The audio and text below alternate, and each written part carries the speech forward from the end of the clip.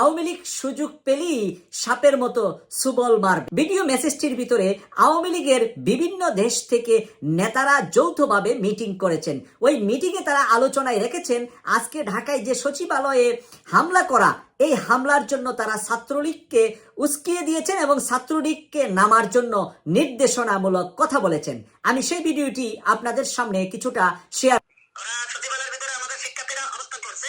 আপনার তরফ থেকে বলেন যারা ঢাকাতে আছে সবাই যেন এই আন্দোলনের সাথে আমরা যাতে একত্রতা প্রকাশ করি, ঘোষণা করি যে তাদের আন্দোলন সঠিক এবং তারা শিক্ষা উপদেষ্টা, শিক্ষা সচিব এবং শিক্ষা ভবনের যে আপনার শিক্ষা বোর্ডের যে ডিরেক্টর আছে, আপনি একটু ইয়ে করেন তো, একজনকে আনমিউট করেছি, কচুয়া ছাত্রলীগ।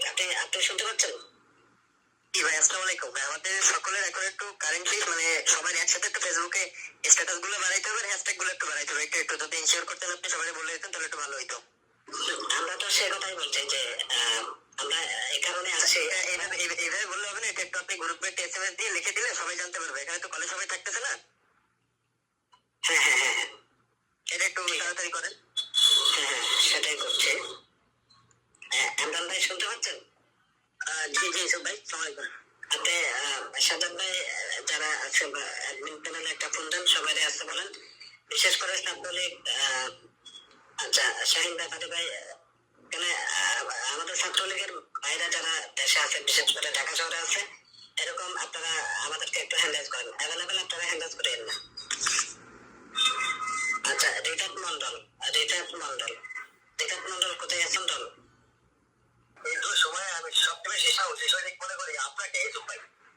মাঝে মধ্যে আমাদের যুক্তি পরামর্শ নিয়ে আনমিউট করে রাখলে কথা বলা যায় না। আমরা কিন্তু ফেসবুকে একটু একটি মামলা বাড়ি করে বলতে লোক কাজ করতেছে, আমাদের নিজের সমস্যা হবে কাজ করাই দেয়।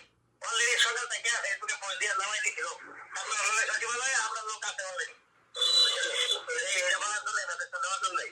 কি বুঝলেন? এবার বিএনপি জামায়াতের নেতারা কি বুঝলেন?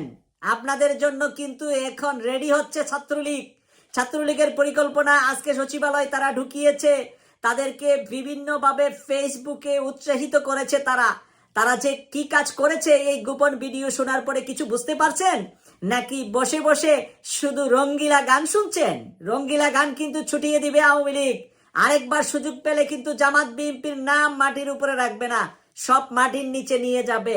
তাই বড় বড় রাঘব বোয়ালরা যে হইচই করছেন, নির্বাচন এটা সেটা নিয়ে ব্যস্ত হইয়া পড়ছেন, দেশের খবর রাখেন কিনা? দেশে আওয়ামী লীগ, ছাত্রলীগ, যুবলীগ, স্বেচ্ছাসেবক লীগ, সুরাই লীগ, টুকাই লীগ, তারা যে কি পরিকল্পনা করতেছে একটু ভিডিও আপনাদেরকে শুনাইলাম।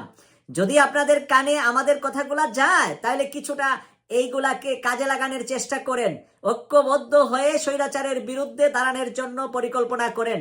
নতুবা সবাইকে কিন্তু বিপদে আওয়ামী লীগ ফালাতে কোনো দ্বিধা করবে না। ইতিমধ্যে গোপালগঞ্জের পরিবেশ দেখতে পেয়েছেন তো, তারা কিভাবে সারা বাংলাদেশ থেকে গোপালগঞ্জে গিয়ে একসাথে হয়ে তারা কিন্তু তাদের দলের জন্য, তারা নেত্রীর জন্য 5টার জীবন কিন্তু চলে গেছে।